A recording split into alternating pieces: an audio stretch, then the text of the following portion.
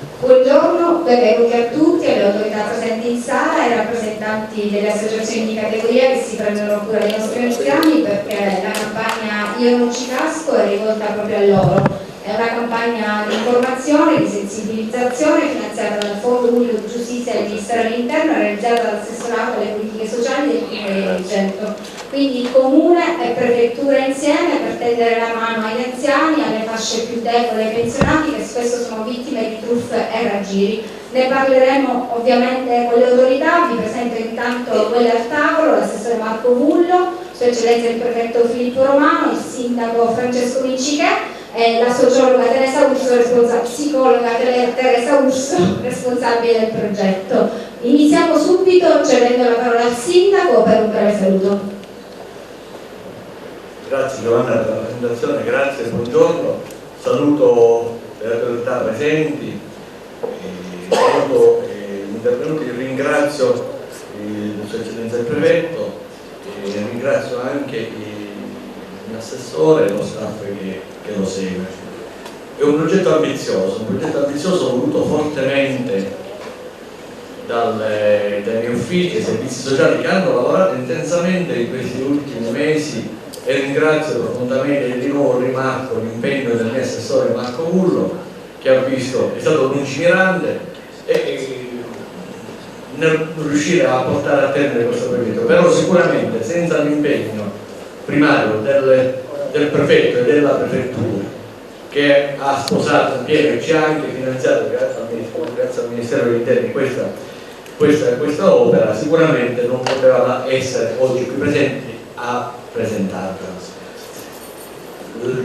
Non voglio entrare nei tecnicismi perché poi c'è chi parlerà, però penso che alla vicenda una cosa del genere non era mai successa e ci stiamo rivolgendo a quella categoria di cittadini, di nostri concittadini, una fascia più debole, una fascia più anziana, una fascia che tutto sommato ha bisogno di un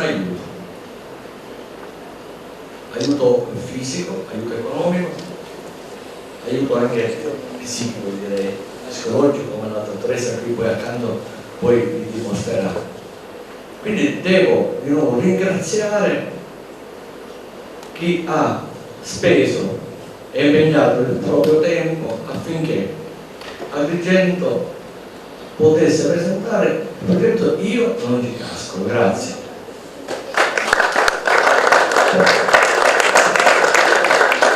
Grazie Sindaco per il suo contributo, passo la parola all'assessore Marco Vullo, che è il cuore pulsante di questo progetto, si è speso tanto, oggi finalmente siamo arrivati alla presentazione. Grazie.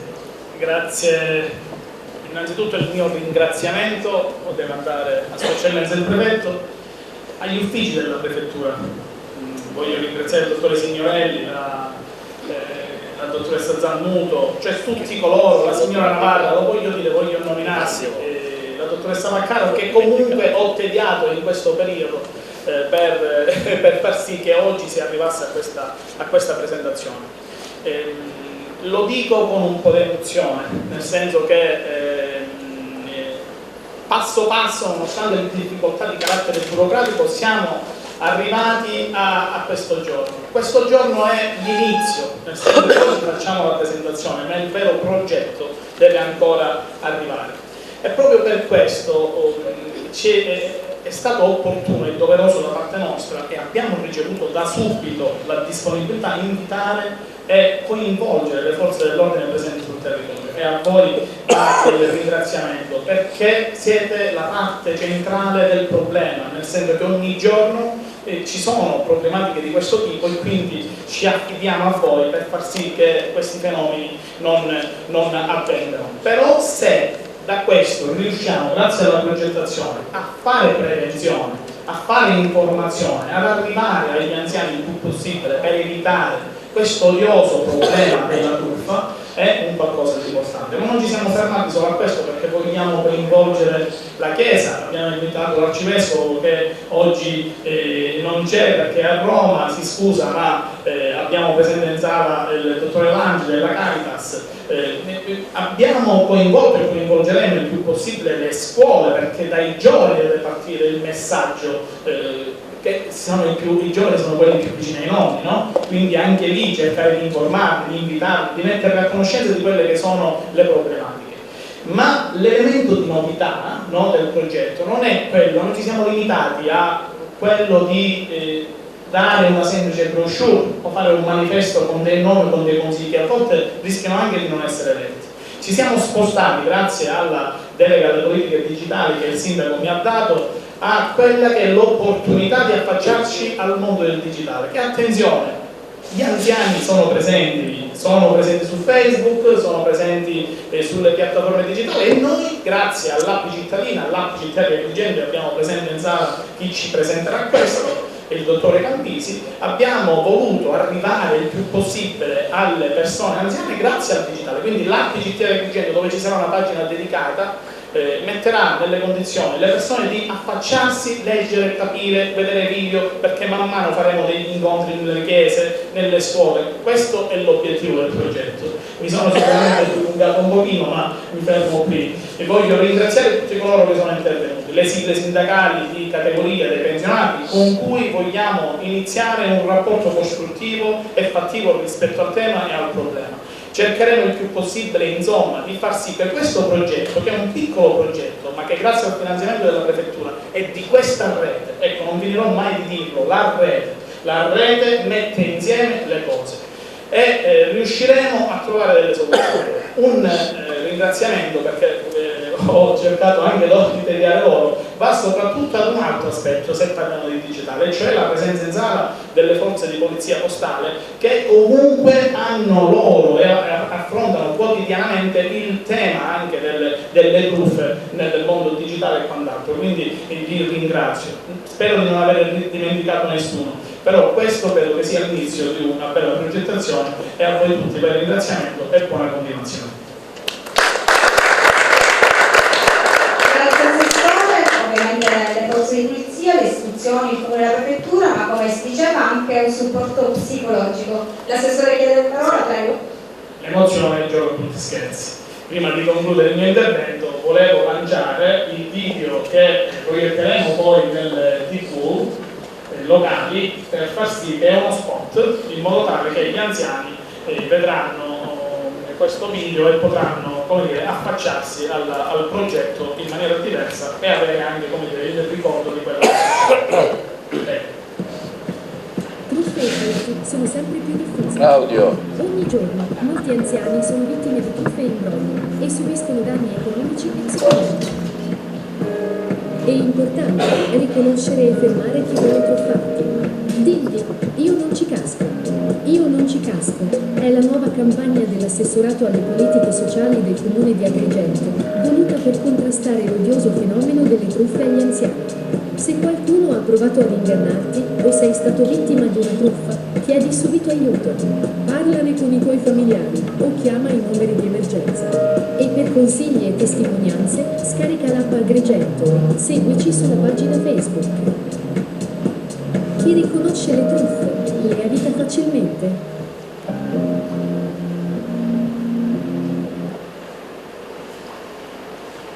Bene, concludo il mio intervento presentandovi un'altra iniziativa, nel senso che l'assessorato alle politiche sociali di Socialenza ha pensato anche oggi, e comunque succederà poi in tutte quelle che saranno le iniziative che presenteremo, di dare alle persone, comunque in questo caso agli intervenuti e agli invitati, una eco bag, che sostanzialmente è una borsa contenente il materiale illustrativo che poi potrà essere messo nelle proprie sedi e potrà essere distribuito. È una piccola iniziativa che l'assessorato ha voluto fare rispetto al progetto, e quindi questa eco bag verrà distribuita poi in tutte quelle che saranno le iniziative. Credo che sia una cosa carina ed è giusto che io la presenti, ed è una bella iniziativa. Concludo il mio intervento, so che mi sono dilungato, Giovanna mi picchierà, però voglio veramente ringraziarvi di questo momento e concludo l'intervento dicendo grazie al signor Questore, grazie ai comandanti presenti, al comandante della Guardia di Finanza e dei Carabinieri, perché ribadisco il concetto, la vostra presenza qui è fondamentale. Grazie. Ci raggiungere il questore perché l'emozione fa tutti scherzi, quindi ringraziamo anche il questore che è qui presente. L'ha detto. Non l'ho sentito allora, ok. Quindi passo la parola alla psicologa Teresa Ruscio, che è anche responsabile del progetto. Io non ci casco per entrare meglio nel progetto stesso. Grazie per essere tutti presenti. Io ringrazio particolarmente l'assessore perché comunque mi ha collaborato in maniera egregia, anche perché avviare un servizio del genere come diciamo prima attività da parte del Comune non è stato semplice. Ringrazio il prefetto per averci ospitato oggi alla presentazione di questa iniziativa e il sindaco e tutte le forze dell'ordine che sono presenti qui. Anche perché il nostro lavoro sarà quello di condividere le richieste da parte degli anziani di situazioni di probabile truffa o di situazioni di prese di raggiri. Ringrazio in modo particolare il dottore Signorelli che mi ha collaborato nei confronti per l'iniziativa, perché comunque è un funzionario come me, quindi abbiamo condiviso determinate cose. In particolar modo pure la dottoressa Zammuto che mi ha fatto tesoro della sua esperienza a Palermo dello stesso progetto. Noi quando abbiamo partecipato a questo finanziamento che è del Fondo Giustizia per la prevenzione e contrasto delle truffe agli anziani, ci credevamo, io ci ho creduto tantissimo. Soprattutto per quanto riguarda l'aspetto psicologico, proprio perché sono una psicologa, quindi abbiamo lavorato molto nell'elaborare l'informazione e la comunicazione attraverso le brochure, attraverso le locandine, attraverso lo slogan, che comunque sono state create grazie anche all'attività di una collega, di Federica Vircilio, che purtroppo oggi non è presente, ma è presente spiritualmente. Praticamente il progetto consiste in 3 fasi. La prima fase, che è proprio quella di oggi, che è un incontro di conoscenza, quindi di presentazione del progetto, di presentazione anche di tutte le forze che lavoreranno per prevenire questo fenomeno. La seconda e la terza parte invece, la seconda parte riguarderà il coinvolgimento nel territorio di tutte le risorse territoriali che sono le agenzie territoriali come le parrocchie, le scuole, i circoli per anziani, mancano circoli per anziani, non ci sono purtroppo centri diurni per anziani, che sono importanti perché sono luoghi di condivisione dove magari l'anziano trova nell'altro un supporto, un confronto alla pari. Proprio questo confronto è importante nell'obiettivo di questo progetto, perché molti anziani purtroppo si trovano in difficoltà a poter confidare ai propri figli o ai propri nipoti se succede una situazione del genere, che è quella del raggiro, quindi della truffa. Spesso gli anziani lo nascondono, magari lo dicono a un'amica, però non si confidano con i propri figli. Quindi per questo pure è importante la figura dello psicologo, che servirà proprio per poter ritrovare attraverso gli incontri con gli anziani in questi diversi luoghi di ritrovo un filo diretto con un posto, uno spazio dove loro stessi possono confidarsi e proprio fiducia. Diciamo che il progetto finisce a dicembre, giusto perché ha un termine, coinvolgerà gli anziani del comune di Agrigento. Noi, facendo un'analisi territoriale, abbiamo constatato che circa l'8% degli anziani che vivono ad Agrigento, che è una popolazione di 13.000 anziani ultra 65 anni, l'8% vive in stato di solitudine, quindi a rischio di questo fenomeno. E vogliamo raggiungere proprio loro, e raggiungeremo gli anziani che vivono in situazioni di solitudine, che anche attraverso il coinvolgimento, come dicevamo, delle scuole, quindi dei bambini che vanno a casa dei nonni e che spesso ritrovano. Queste brochure sono importanti proprio per questo, perché attraverso queste l'anziano con il nipote possono confrontarsi. Ci sono pure delle frasi scritte in dialetto proprio per dare la possibilità all'anziano di entrare più nel contenuto. Io penso di aver descritto abbastanza chiaro il progetto. Se ci sono delle domande, magari anche le sigle sindacali che vogliono fare sull'attività, sicuramente avremo modo di di mantenerci in contatto. Adesso leggeremo il video che riguarda i consigli che abbiamo pensato di dare attraverso le brochure agli anziani. Grazie.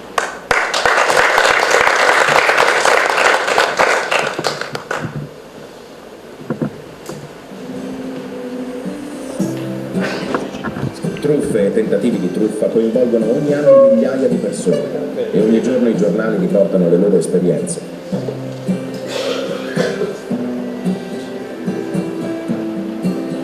Per informarti e per darti uno strumento in più per difenderti dall'odioso fenomeno delle truffe, ti suggeriamo alcuni consigli e raccomandazioni.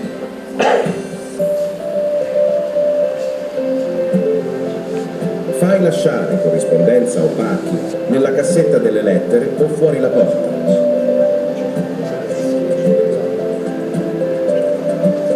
Non credere a chi, anche per telefono, si presenta come amico dei tuoi figli o di altri parenti e ti chiede soldi per risolvere un problema urgente. Prima verifica di persona quanto ti dicono.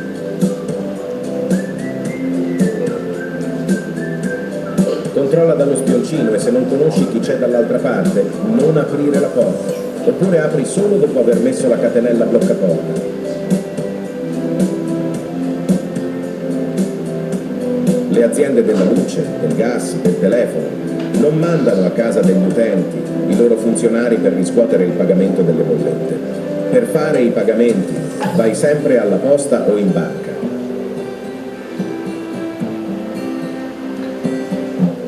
Se hai fatto entrare in casa uno sconosciuto e ti senti a disagio, mantieni la calma e invitalo ad uscire. Apri la porta e ripeti l'invito a voce alta, in modo da farti sentire dai vicini.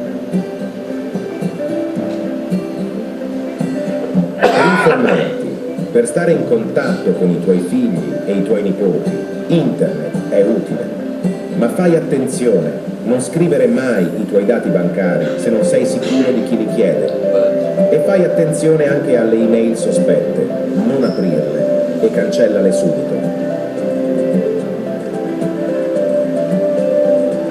Quando devi prendere o versare soldi in banca o all'ufficio postale, chiedi a qualcuno di accompagnarti.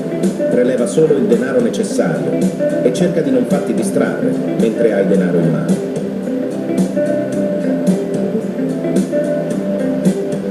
Non credere a chi ti propone guadagni facili. Non fermarti con chi vuole venderti a prezzi allettanti pietre preziose o oggetti d'oro, o con chi chiede di poter controllare se hai soldi falsi nel portafoglio. Se uno sconosciuto telefona o ti ferma per strada per chiedere notizie, non raccontare le tue abitudini. Potrebbe approfittarne per entrare in casa tua quando sei fuori o quando sei da solo. Alle volte l'esperienza non basta. Per riconoscere una truffa occorre essere sempre attenti.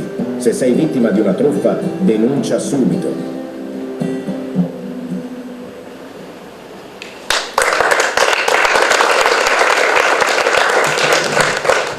Bene, tutte queste informazioni sono contenute anche in questo vademecum che verrà distribuito nelle successive tappe. Chiamo qui adesso Antonella Zammuto, funzionaria della Prefettura di Agrigento, già esperiente di un progetto simile quando era a Palermo. In quanto poliziotta, prego, racconterà brevemente, le chiedo di restare entro i 5 minuti perché la scaletta siete tanti ad intervenire, quindi le chiedo di rispettare questo tempo e le cedo subito il microfono per raccontarci la sua esperienza. Grazie per avermi chiesto di condividere la mia esperienza e ho preferito scrivere un discorso per essere spedita e concentrata e non lasciarmi sfuggire nulla. La mia esperienza in tema di prevenzione delle truffe agli anziani è maturata a Palermo, dove sono stata in servizio quale commissario della Polizia di Stato.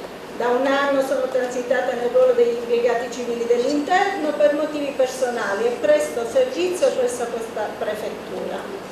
Nel 2019, in adesione alle direttive ministeriali volte al contrasto del fenomeno, la Questura di Palermo e le forze di polizia tutte, sotto il coordinamento di quella prefettura, sono state chiamate a promuovere attività di prevenzione per contrastare l'odioso fenomeno.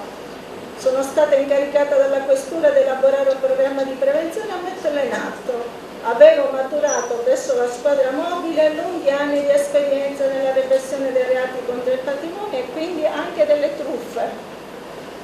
Il programma di prevenzione che ho elaborato con il mio ufficio è stato scandito da questi step, ne ho fatto tesoro e confidenza con la dottoressa ed è piaciuto molto il mio lavoro, ritengo. Abbiamo fatto proprio un programma scandito da questi step. Un'analisi del fenomeno per poter fare un programma di prevenzione è stata fondamentale l'analisi criminale del fenomeno della provincia e nel centro cittadino palermitano, due realtà completamente diverse. Interrogare gli archivi di polizia sulle modalità di commissione dei delitti e georeferenziare gli stessi, ossia metterli in relazione con il luogo di commissione, cosa fondamentale per poter dire le piazze e i luoghi da evitare, per poter fornire poi suggerimenti agli anziani, per riconoscere modalità di artifici e raggiri, nonché luoghi dove le truffe venivano consumate. Faccio riferimento in questo caso alle truffe consumate su strada, mentre in vero altre truffe, quelle informatiche, si consumano su spazi virtuali e non geografici. All'interno di questo bellissimo opuscolo, per i quali vi faccio i complimenti, sono raggruppate le truffe agli anziani in base al luogo di commissione, ossia su strada, a casa, al telefono, in prossimità della posta o della banca, su internet. All'interno di ogni raggruppamento ci aggiungerei miriadi situazioni particolari con le modalità con cui vengono commesse le truffe. Sono infatti nascoste infinite modalità di approccio verso l'anziano da parte del truffatore. Troveremo un truffatore sotto mentite spoglie di falso poliziotto, falso carabiniere, falso impiegato Enel o falso impiegato ASP, un falso postino, un venditore di indulgenze, succede anche questo, un falso ufficiale della Marina guatemalteca che è sbarcato al porto di Palermo, rimasto senza contanti, non potendo ricevere bonifici dal suo paese, deve necessariamente vendere il suo Rolex d'oro, un classico. All'interno di ogni raggruppamento si nascondono infinite modalità di artifici e raggiri che vanno spiegate agli anziani per metterli in grado di riconoscere l'insidia e vi garantisco che seguono i programmi di difesa, li seguono perfettamente. Anzi, possono diventare artefici di contromisure di difesa da competere con la stessa polizia. E vi racconto un fatto. La truffa dello specchietto, un truffatore alla guida di mezzo già striato con lo specchietto rotto si insinua nella traiettoria di guida di un anziano o giovane cittadino, ci cascano anche i giovani, lo urta facendogli credere di avere causato quel danno per farsi prontamente risarcire in contanti. Ebbene, una signora è riuscita a fare temporeggiare il marito, rendersi conto della striatura e dirgli: dottoressa, era lucido per le scarpe. Quindi aveva scoperto una nuova modalità di raggiro che gli altri della polizia non conoscevamo. Il secondo step del programma, ho quasi finito, dare pubblicità al programma a mezzo di locandine affisse presso le parrocchie. Noi ci siamo recati presso le parrocchie, abbiamo chiesto anche di fare gli spot per poter invitare gli anziani. Presso le poste, i centri di riunione degli anziani, i mezzi delle linee urbane, le circolari viaggiavano con le nostre locandine, fatelo anche voi. Le piazze. Fare divulgazione tramite volantinaggio e stazionamento di un camper della polizia per favorire eventuale richiesta di ascolto da parte dell'anziano. Anche questo abbiamo fatto ed è stato molto utile.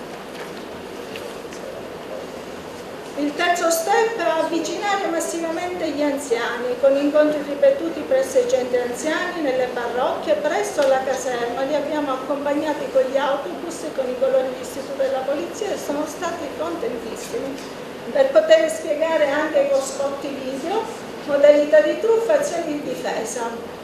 Favorire nel corso degli incontri la partecipazione degli anziani è stata fondamentale, favorendo anche l'esternazione di truffe subite, mai denunciate, dottoressa, per vergogna. In più occasioni gli anziani sono stati raggiunti nelle piazze pubbliche dove sono stati distribuiti vademecum utili per imparare a riconoscere il raggiro.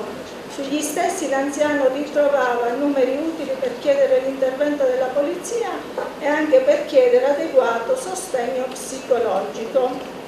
Per le attività di volantinaggio nelle piazze ci si avvalse sempre del campare con i colori d'istituto per favorire anche la richiesta di uno spazio riservato per esternare un accaduto.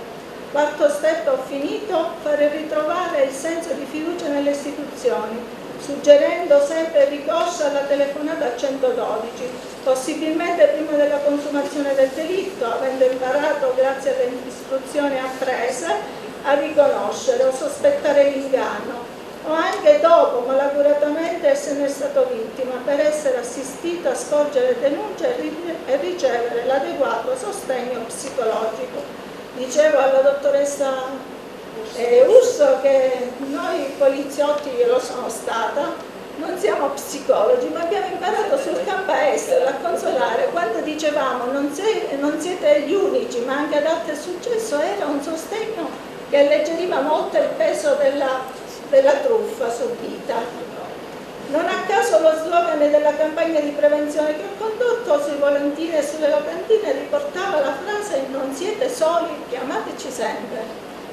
Auguri al progetto Io non ci casco, complimenti alla dottoressa Urso e all'assessore Bullo. Sono certa che questa campagna di prevenzione saprà formare arguti enormi in grado di difendere se stessi e i propri familiari, magari un po' detective come la mia signora del lucido per le scarpe.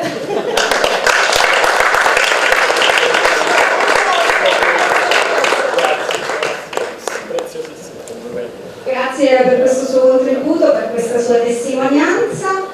Io non ci casco, viaggia su vademecum cartacei, viaggia anche sul web tramite l'applicazione. Vi presento quindi il nostro ospite Giancarlo Campisi, responsabile dell'app Agrigento Comune Digital. Anche lì ci sarà una sezione dedicata proprio al progetto. Sì, certo, speriamo di vederla subito. Buongiorno a tutti, sono responsabile e partner tecnologico del Comune di Agrigento, insieme a Lillo Riotti che è qui in sala con me, rappresentiamo la società che gestisce il servizio Agrigento Comune Digital. Quando ci siamo incontrati per preparare questo progetto insieme all'assessore Bullo e alla dottoressa Urso, abbiamo pensato di andare oltre il cartaceo, anche perché l'assessore Bullo ha la fortuna di avere il ruolo sia di assessore ai servizi sociali che di assessore ad Agrigento Comune Digitale. Questa è la delega che il sindaco Micci gli ha dato e quindi è prestigiosa e importante. Noi adesso possiamo farvi vedere direttamente dal mio telefonino come si riesce ad andare avanti oltre il cartaceo, che purtroppo in tantissime esperienze che noi abbiamo analizzato a volte rischia di non essere vicino ai cittadini. Io anzi vorrei partire, prima di farvi vedere l'applicazione, vorrei farvi vedere una cosa che abbiamo fatto per tutt'altro motivo, si potrebbe chiamare serendipità. Abbiamo fatto una campagna, un test per una campagna qui ad Agrigento, per gli agrigentini, su Facebook, per invitarli a scaricare l'app. E quindi, siccome ci ponevamo il problema dell'età, vabbè, magari questo è uno strumento per i più giovani e gli anziani non ci sono, chi ha la fortuna di avere delle mamme anziane qui tra noi, io sono di questi, sa che sono bravissime, la mattina su WhatsApp scrivono buongiorno e buona giornata perché sono precise, 2 volte quindi, a tutte le loro amiche mandando l'immagine. Quindi le ricette che mia mamma, bella grande, adesso sta tirando fuori da Facebook sono tantissime. Puoi provare a cambiare per favore il cavo HDMI che c'è lì, così mandiamo direttamente il mio telefono. E quindi ad Agrigento, 15 giorni fa, quindi stiamo parlando proprio di una prova fatta sul campo qui, noi quando... Sì, devi togliere quello che c'è, metti questo qui, dovrebbe vedersi il mio telefonino.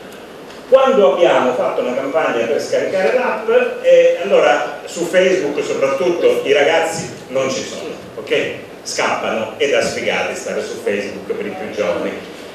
Quelli di mezza età sono tra l'altro un pochino distratti e leggono poco, ce lo dicevamo con Vecchio prima, leggono poco. Invece, guardate qui, da 65 anni in su.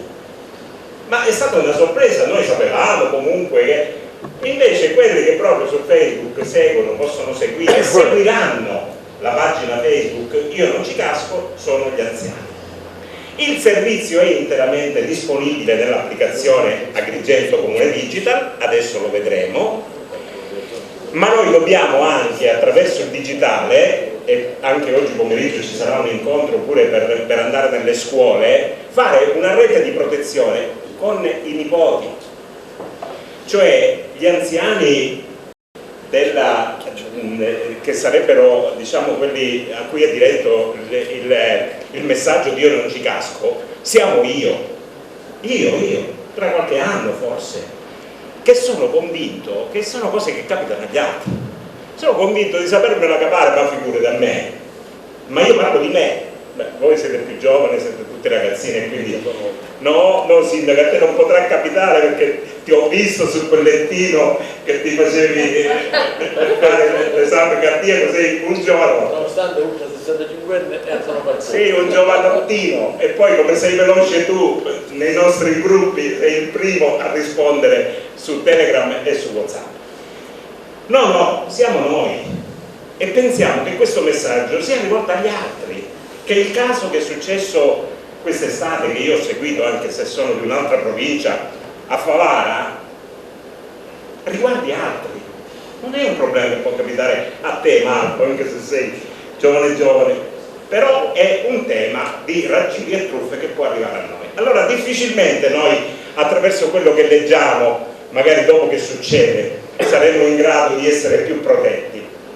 Abbiamo bisogno di mettere in campo tutte le azioni, soprattutto il digitale, per fare questo. Allora apriamo dal mio telefonino, sperando che non arrivino telefonate indesiderate, e ho concluso, l'applicazione Agrigento Comune Digital.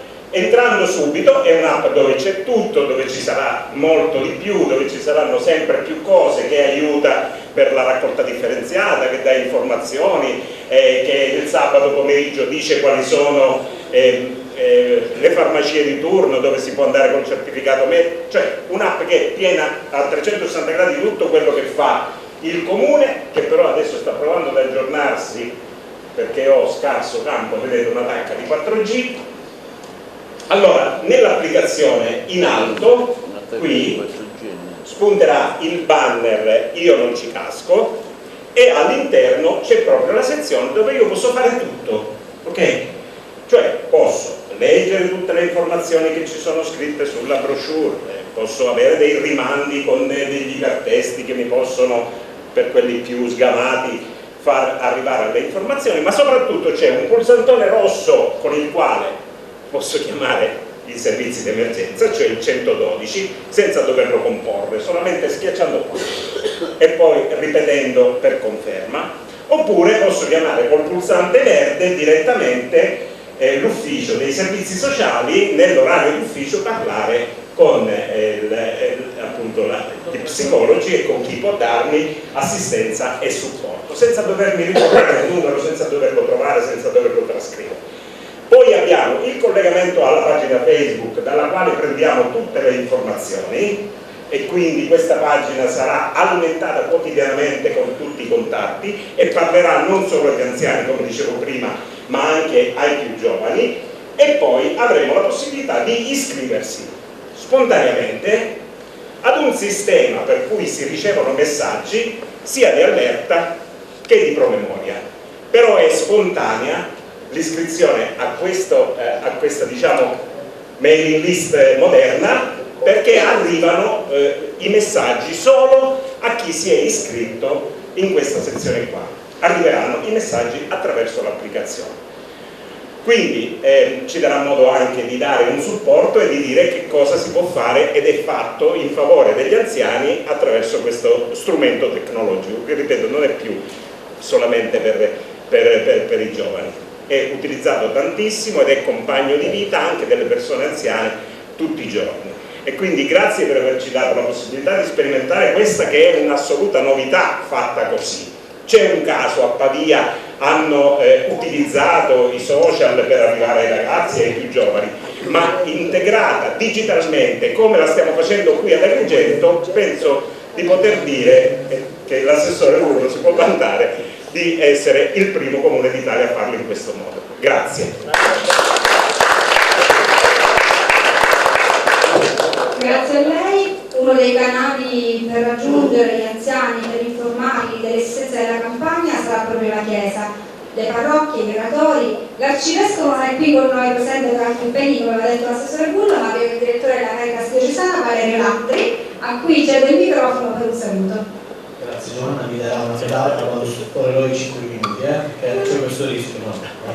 Oltre 5 non puoi andare. Grazie a tutti, grazie anche a nome dell'Arcivescovo che, come diceva Marco, non poteva essere presente oggi, ma ci teneva comunque ad essere presente, ci teneva che la Chiesa fosse parte di questo momento. Anche perché come Chiesa si sta provando a ragionare proprio seguendo anche le indicazioni di Papa Francesco per ricostruire l'alleanza educativa, l'alleanza intergenerazionale tra giovani e anziani. Perché parlare di anziani come beneficiari di un servizio è un conto, ma provare a ricostruire un'alleanza fra chi è giovane e chi ha tanto da consegnare ai giovani è una sfida che abbiamo colto. Quindi un grazie a tutti voi, grazie alla Prefettura, al Comune, a tutti i presenti per questo sforzo congiunto che avete fatto. Credo che questo sia un grande segno di civiltà per la nostra città, che ormai è pronta a vivere il 2025 come capitale della cultura, perché si dice che il livello della cultura, di civiltà di una società si misura dall'attenzione che riesce a dare agli ultimi. Credo che questo progetto, questa campagna dimostra intanto un riconoscimento che qualche anno fa non avremmo dato a quello agli anziani. Gli anziani sono sempre stati nella nostra cultura, nella nostra storia, nella nostra esperienza culturale, un patrimonio, persone da rispettare, da ascoltare, a cui obbedire. In realtà oggi non è più così. Gli anziani sono oggettivamente fragili e sono oggi riconosciuti fragili anche grazie a questa campagna, ma non fragili in generale perché sono anziani, sono fragili quando sono soli. Credo che questo li renda fondamentalmente fragili, li espone alla fragilità e ai rischi di cui oggi si parlava. Mentre ascoltavo i consigli che sono contenuti nella brochure, pensavo, sono gli stessi consigli che daremo ai nostri figli. Non dare retta allo sconosciuto, non dire cose personali, non fare. Cosa facciamo per i nostri figli? Oltre a dare consigli, non li lasciamo soli. Pensiamo che li dobbiamo custodire. La famiglia si stringe attorno ai figli perché i figli devono crescere in sicurezza. Bene, mi piacerebbe pensare che al di là dei consigli che diamo agli anziani riusciamo anche ad avviare dei processi partendo dalle nostre famiglie, perché tutti noi abbiamo gli anziani, purtroppo i nostri anziani spesso li lasciamo soli perché siamo troppo impegnati a fare tante cose. Forse dovremmo lavorare anche, vediamo adesso in futuro, per costruire dei progetti che siano realmente inclusivi per gli anziani.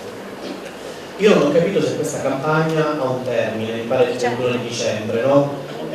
Esattamente, quindi sarebbe bello capire in che modo questa campagna continuerà, ci sarà un nuovo finanziamento. Perfetto, perché è bello insomma che questo inizio non sia legato ad un progetto, ma sia segno di una società che finalmente decide di mettersi in cammino, includendo definitivamente chi non è incluso. Quindi grazie per questa iniziativa. Ovviamente da parte della Chiesa Agrigentina c'è la massima collaborazione attraverso i centri di ascolto che abbiamo in tutta la provincia e quindi insomma, per noi potrebbe essere una buona occasione quella di diffondere questo servizio e questa informazione. Ribadisco, al di là del progetto in sé, proprio per lavorare sulla nostra cultura che sta dimenticando gli anziani purtroppo che vivono spesso la dimensione della solitudine. Grazie. Grazie Valerio, andiamo avanti con la scaletta. La brochure dice: se sei stato avvicinato da potenziali truffatori chiama il 112. Questo è il primo dei contenuti della brochure. Chiamo qui il questore Emanuele Cifari, proprio perché con le forze di polizia ci si interfaccia a fare rete, a fare squadra perché gli anziani non siano più soli.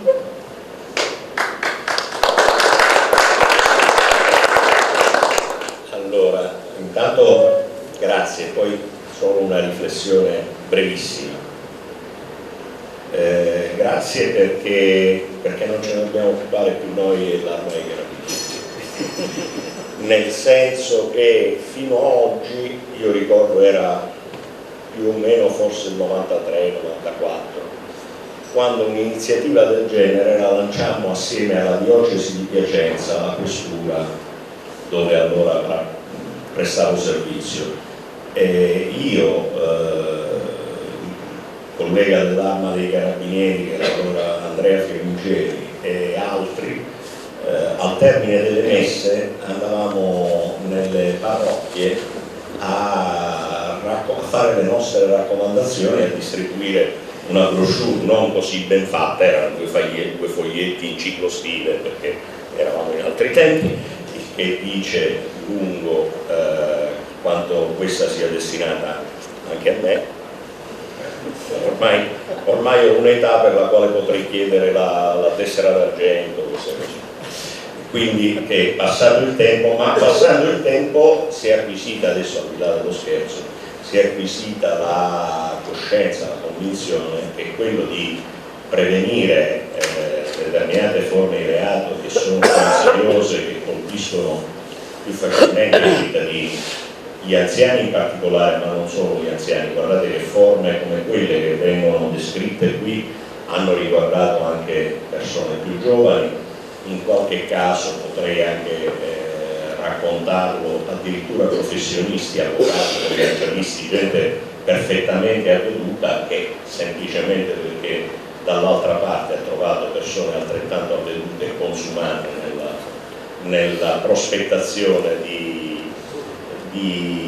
facili guadagni o di situazioni drammatiche da evitare, è riuscita come dire, a bucare la fiducia della persona, e poi di quello si tratta. E che questi temi vengano trattati a livello anticipato, se volete fare, questa è una prevenzione a monte dei problemi e non quella che spesso viene percepita ed è più diretta delle forze di polizia, che è una prevenzione proprio a ridosso del problema. La macchina che circola, o il poliziotto, il carabiniere, o il finanziere in borghese o in divisa che è in giro, sì, fa prevenzione, ma fa la prevenzione ultima, cioè quella sul fatto che sta per avvenire.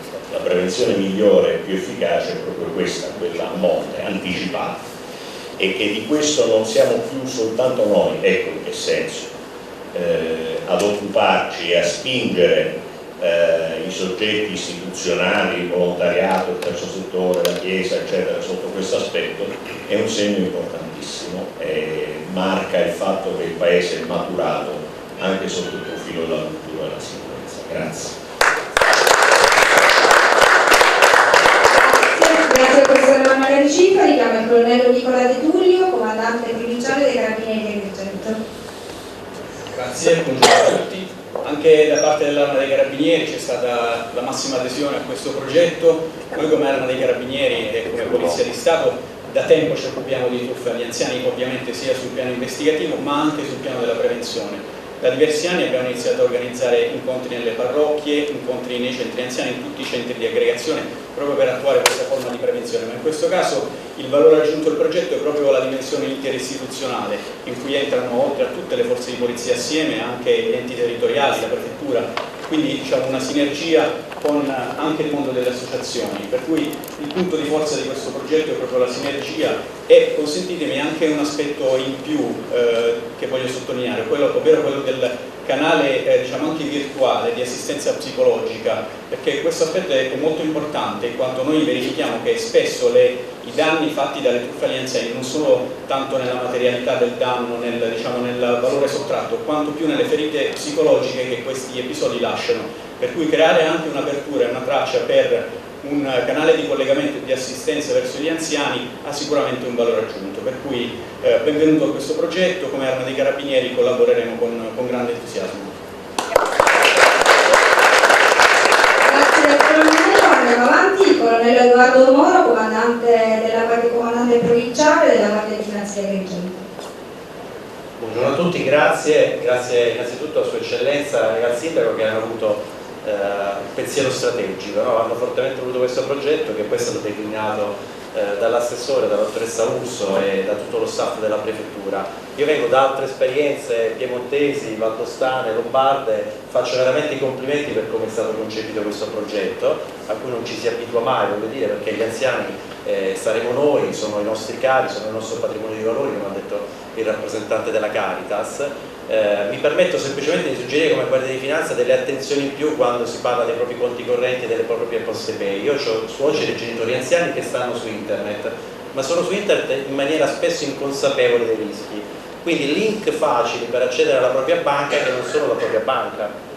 Io educo i miei figli facendogli vedere, inserendo i dati falsi su questi link, no? E che si concludono sempre grazie, ti faremo sapere, no? Quindi l'invito che rivolgo, ecco, a chi farà questa campagna divulgativa il proprio core business, sicuramente è validissima l'app che scaricherò appena finisce la conferenza per utilizzarla anch'io e fare anche un percorso di approfondimento dei casi già accaduti. Però ecco, attenzione a tutto quello che ci arriva online, anche da un link di WhatsApp di un nostro parente, di un nostro vicino, i famosi spamming che arrivano. Uno immagina che la fonte sia attendibile perché sia il nostro conoscente. Ecco, quindi su questo magari investire anche in più sulla cautela. E poi la parte secondo me più importante è quella di non far sentire solo l'anziano che deve raccontarlo il fatto, perché la denuncia serve a noi come forza dell'ordine per avviare le investigazioni e perseguire il colpevole, però raccontarlo tramite anche il sostegno psicologico significa uscire da quell'isolamento, come si è già detto, ed essere testimoni in primis, perché il primo testimone è l'anziano che lo racconta a un altro anziano, perché è molto più credibile, perché dice: a me è successo, non me ne vergogno, si rimedierà, però evitare che ciò possa ripetersi. Quindi come Guardia di Finanza daremo il nostro pieno sostegno a questo progetto, che è entusiasmante, lo dimostrano tutti gli interventi, anche l'aspetto informatico che abbiamo visto oggi è sicuramente un trampolino di lancio che potrà servire anche come benchmark per altre amministrazioni, anche della provincia. Ecco, io il suggerimento che mi permetto di dare, magari con il nostro sindaco di Agrigento, è di stimolare gli altri sindaci del territorio a fare altrettanto. Quindi grazie, come Guardia di Finanza saremo assolutamente al vostro fianco. Grazie a tutti. Grazie all'intervento. Chiamo Francesco Nocicero, dirigente area IT COSP, centro operativo per la sicurezza cibernetica della Polizia Postale e delle Comunicazioni di Palermo. Prego. Grazie per l'invito intanto, buongiorno a tutti. Allora, giusto per un saluto e per assicurarvi la nostra piena presenza, sia in fase di prevenzione che purtroppo nel caso in cui qualcosa dovesse andare storto. Giusto per capire l'entità del fenomeno, i reati legati alla sfera degli anziani in realtà cresce. E la pandemia purtroppo non ha aiutato, perché vi posso dire che molti anziani si sono trovati ad affrontare delle tecnologie senza averne i mezzi, si sono improvvisati broker di borsa, hanno cercato di fare investimenti senza conoscere nulla di economia, hanno cercato di far proprio delle tecnologie che non appartengono al loro tempo, diciamo. Per cui noi abbiamo dovuto adattare, diciamo, le nostre risorse per far sì che la fase di prevenzione scongiuri poi i danni successivi. Per cui pieno apporto, e sono contento che ci siano queste iniziative, perché fino adesso il focus è stato posto su fenomeni di cyberbullismo e su classi di età diverse, trascurando invece questo fenomeno che è di assoluta importanza. Per cui grazie per l'iniziativa e saremo assolutamente a vostra disposizione nel caso in cui ci sia bisogno. Grazie, siamo veramente giunti all'intervento finale. Ovviamente le conclusioni sono affidate a Sua Eccellenza il Prefetto Filippo Romano. A lei la parola. Grazie. Il tema delle truffe agli anziani, che in realtà andrebbe piuttosto declinato come il tema delle truffe ai soggetti fragili o quelli che temporaneamente in quel momento lo sono, è un tema, come dicevano poco fa i giornalisti, che oggi assume un rilievo probabilmente inusitato rispetto al passato anche recente, a causa principalmente della tecnologia e del fatto che se una volta avevamo in mente del pittoresco fenomeno della vendita della Fontana di Trevi all'ingenuo americano con i soldi, oggi in realtà abbiamo delle organizzazioni vere e proprie, e le quali, quando dico organizzazioni dico proprio organizzazioni con basi geograficamente anche ben individuate. Colonnello nella zona nostra sostanzialmente, Villa Ricca, dintorni, ce n'è parecchie. E dicevo, organizzazioni che studiano continuamente nuovi sistemi per carpire la fiducia delle persone prese di mira, delle categorie prese di mira, e ottenerne dei vantaggi economici.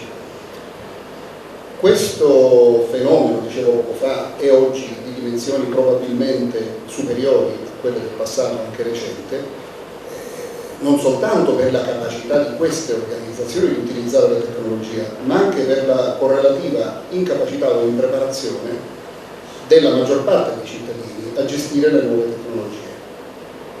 Poco fa diceva l'assessore Urlo che Facebook è particolarmente utilizzato dagli anziani. Ha ragione mia nipote, me lo dice sempre, noi quelli usiamo Instagram, voi siete boomers, vabbè, pazienza, usiamo Facebook. Però è vera una cosa, è vero che le persone delle generazioni più anziane si sono avvicinate a internet, in generale all'informatica, in una fase già avanzata della propria vita, e l'hanno fatto, diciamo così, con una impreparazione di base che peraltro, voglio dirlo, vedo spesso anche nei giovani. Vedete, chi vi parla è un appassionato di informatica, a livello di power user, per carità, niente di più. Però vedo spesso che anche nei ragazzi, anche in età scolare, c'è una scarsa consapevolezza del mondo di internet, per esempio una scarsa capacità di distinguere il falso dal vero, o quantomeno il verosimile, ecco. Una scarsa capacità di comprendere come funziona il computer e come funziona la rete. Quindi il tema va un po' allargato. Certamente i giovani sono meno oggetto di truffe, più o meno. Pensate ad esempio però a tutti i video che circolano su YouTube che propongono investimenti facili. Sono truffe più leggere, solitamente si concludono con il versamento di 50, 80, 100 euro per quella che nasce, viene ipotizzata, presentata come una piramide e che di solito finisce al primo gradino. Però è un fenomeno talmente vasto che riguarda anche i giovani e non solo. Proprio per la nostra impreparazione, ripeto, sarebbe facile dire l'impreparazione degli anziani, ma un po' generale, mi rendo conto, sono vittime di questo tipo di fenomeno anche le persone che sono temporaneamente soggetti fragili. Chi è quello temporaneamente fragile? È quello che non ha tempo, per esempio, per attendere alle ordinarie occupazioni e che viene raggiunto mentre è per strada da un messaggio che gli dice che il pacco a lui destinato è in ritardo oppure non è arrivato perché lui non era a casa. Erroneamente, è successo al nostro collega, lo dico ai colleghi qua presenti, erroneamente risponde e comincia a mettersi nei guai, non riflettendo sul fatto che è bene verificare, come diceva il colonnello Moro poco fa, anche con un minimo di attenzione, se per esempio quel messaggio se è di posta elettronica non riporta per caso lo stemmino copiato e incollato nella nuova mail, oppure se il numero di telefono corrisponde più o meno ai numeri di telefono dei consegnatari, e in ogni caso è meglio rischiare di perdere la consegna di un pacco piuttosto che esporsi a truffa, ma siccome siamo stressati, allora quel pacco ci interessa. Abbiamo la preoccupazione e l'angoscia di doverlo poi andare a ritirare alla posta, che per chi lavora tanto ed è sotto stress lavorativo è una iattura. Ecco come siamo tutti soggetti deboli in certi momenti. Oppure, altra cosa, è successo a me personalmente, cercando casa in altre città, siamo tutti soggetti a trasferimenti frequenti.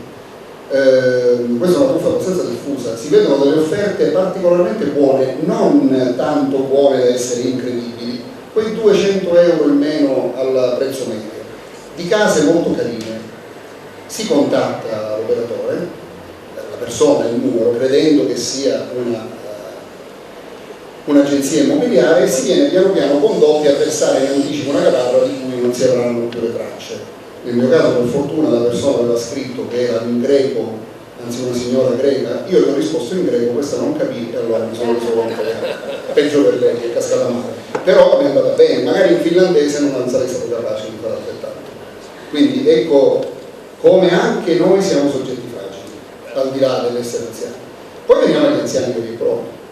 Allora qua è un tema questo che per ora è molto delicato. riflettevo poco fa alla concezione greco-romana dell'anzianità come malattia, un nervo sacco senza scomodare Seneca. Certamente la persona anziana è fragile un po' in tutti i sensi. Proprio ieri purtroppo abbiamo dovuto registrare una vicenda tragica, alla quale voglio dedicare un minuto solo di attenzione. Un signore anziano affetto da Alzheimer si è allontanato da casa sua a Naro e abbiamo poi scoperto che sostanzialmente quasi subito, noi l'abbiamo cercato per 36 ore, ma quasi subito, probabilmente appena uscito dal paese, sarà caduto in un fosso e quindi purtroppo non c'è stato nulla da fare per lui, è stato ritrovato morto ieri pomeriggio, a metà giornata. Chiaramente persone che sono fragili fisicamente sono ancora più fragili psicologicamente, ancora più esposte. Ed è vero il tema che diceva la dottoressa poco fa, anzi che tanti hanno evocato, il tema della vergogna quando si viene raggiunti da questo tipo di truffa, è un tema su cui i truffatori contano, è una forza per i truffatori, perché consente loro di continuare ad agire indisturbati in assenza di denuncia. Il tema della vergogna è un tema che probabilmente a molti di noi sarà capitato di vivere anche con i propri familiari. Proprio ieri mia madre mi raccontava di una sua amica che è stata raggiunta dalla classica truffa dell'avvocato sedicentale che chiama perché il figlio o la figlia ha avuto un incidente stradale, pagando subito una cifra si mettono a posto le cose, altrimenti passerà ai guai perché c'è una persona che è rimasta gravemente ferita. Questa tutto pensa meno che a chiamare la figlia, consegna i soldi a questa persona che si presenta a casa dopo pochi minuti, per fortuna viene raggiunta da una telefonata della figlia in quel momento e per sua fortuna la persona, anziché aggredirla o scappare quei soldi, presa dal panico scappa lasciando i soldi a terra. Ma la cosa che mi ha colpito moltissimo è stato il commento finale di mia madre, parlando di questa sua amica. Mi ha detto: sai però che bravi figli, non l'hanno rimproverata e non le hanno detto di non uscire più di casa, non le hanno imposto di non uscire più di casa. Allora, questa seconda cosa sarebbe stata giuridicamente inattuabile. Il rimprovero forse un po' ci stava, però va bene. Tanta tenerezza si prova di fronte a queste frasi da parte di persone che peraltro ci hanno insegnato tutto, che quando erano giovani e forti sono stati la nostra guida e noi da loro abbiamo imparato qualsiasi cosa ora sappiamo della vita. Tuttavia dobbiamo tenere presente che appunto chi sa sfruttare queste forze è fine psicologo e quindi bisogna saper reagire con altrettanta potenza di fuoco. A questo proposito, e vado a concludere, voglio fare i miei complimenti al Comune per come è stata strutturata tutta l'iniziativa e anche per un particolare. La dottoressa, rischiando molto di suo, ha messo il suo nome vicino al numero di telefono. Se la chiama mia madre ascolterà 2 ore sulla vita dell'universo, lo dico prima. Però voglio dire, questo è importante perché personalizza molto il contatto e questo veramente può essere risolutivo, quantomeno in un centro non troppo grande come Agrigento, sarebbe difficile a Palermo. E per ultimo, io nel ringraziare tutti, ma non voglio fare ringraziamenti ripetitivi, però uno me lo dovete far fare. Poco fa non so chi ha detto ringrazio il prefetto per l'iniziativa.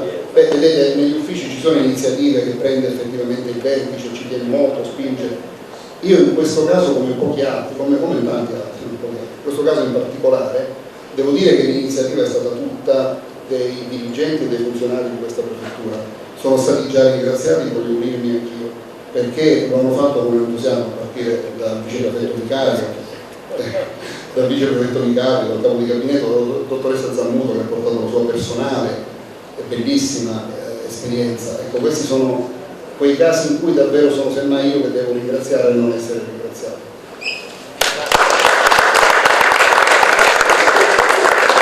Noi comunque la ringraziamo per tutto, anche per l'ospitalità, siamo veramente giunti alla fine, grazie a tutti voi che avete partecipato. Prima di andare via, l'assessore vi consegna l'EcoBag con il materiale informativo. Grazie ancora, buona giornata.